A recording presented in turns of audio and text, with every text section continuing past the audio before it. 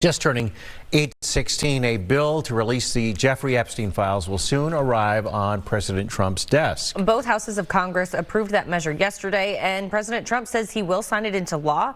Doug Luzader joining us live from Washington with a look at what happens next. Doug, good morning. Good morning. Okay, so we know this is headed to the president's desk. He's expected to sign it. But what kind of information could come out of all of this? And could there still be a lot of redactions once these files are released? Well, this starts a 30-day window now once the president signs it into law, and we think he's going to do that relatively soon. 30 days for the Justice Department to come clean with this information.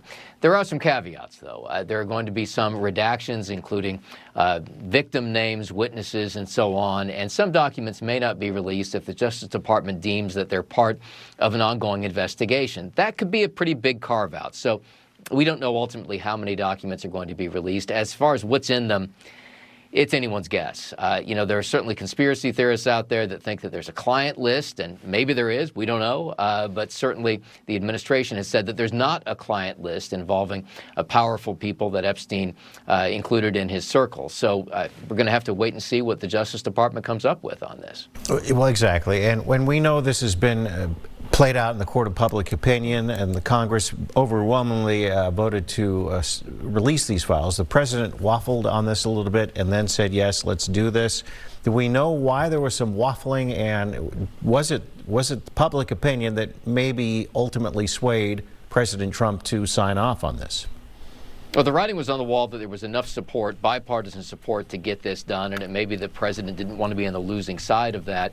What he says publicly is that he wants to just get this behind him, that it's a distraction, that it's taking away from other positive messaging otherwise coming from the administration, so he wants to see it kind of dispatched with. We'll see whether he's able to do that. I mean, it really kind of all depends on what's in these documents.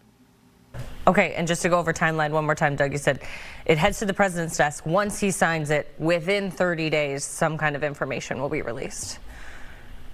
That's the idea, and it just kind of depends on how the Justice Department wants to treat this, how quickly that information is going to come out, and what redactions there are going to be. We'll stay on top of it, as we know you will as well. Doug Luzader live in Washington. Doug, thanks so much. We'll check in again soon. You bet.